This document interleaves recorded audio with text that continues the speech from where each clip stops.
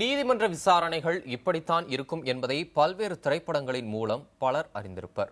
ஆனால் நீதிமன்ற வரலாற்றிலேயே முதன்முறையாக நீதிமன்ற விசாரணை அனைத்து தொலைக்காட்சிகளிலும் நேரடி ஒளிபரப்பு செய்யப்பட்டுள்ளது. ஏராளமான வழக்கு விசாரணைகள் சர்வசாதாரணமாக நடைபெற்று வரும் நிலையில் நேரடி ஒளிபரப்பு செய்யும் அளவுக்கு முக்கியத்துவம் பெற்ற வழக்கு என்ன என்பதை இப்போது பார்க்கலாம்.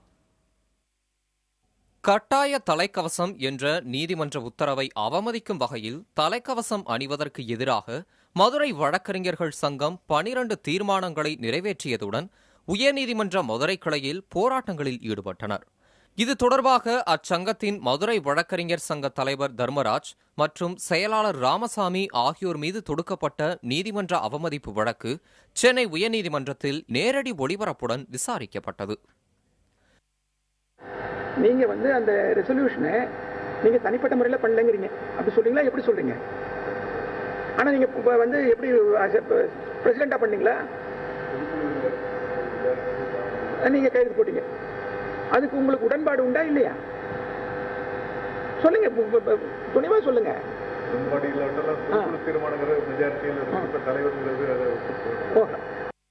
வழக்கறிஞர்கள் மீதான அவமதிப்பு வழக்கு நீதிபதிகள் தமிழ்வாணன், சி.டி. செல்வம் ஆகியோர் முன்பு விசாரணைக்கு வந்தது.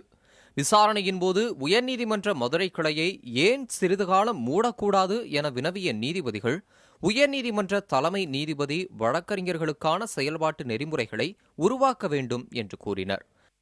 இந்த வழக்கு நீதிபதிகளுக்கும் வழக்கறிஞர்களுக்குமான வழக்கு அல்ல என்று பலமுறை கருத்து இந்த ஊடகங்கள் தவறாக சித்தரிக்கின்றன. ஏதோ நீதிபதிகளுக்கும் வழக்கறிஞர்களுக்கும் பிரச்சனை என்பது சித்தரிக்கின்ற சொன்னார்கள். ஆகவே இது நீதிபதிகளுக்கும் வழக்கறிஞர்களுக்கான பிரச்சனை என்பதை தெளிவுபடுத்தியிருக்கிறார்கள்.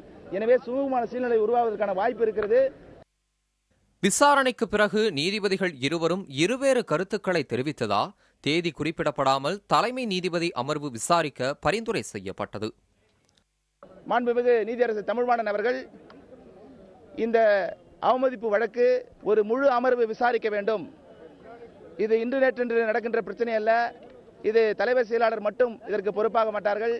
ஆகவே இந்த வழக்கை முழு அமர்வு விசாரணை செய்ய வேண்டும் என்று சொன்னார் என்று ஒரு உத்தரவு பிறப்பித்தார்.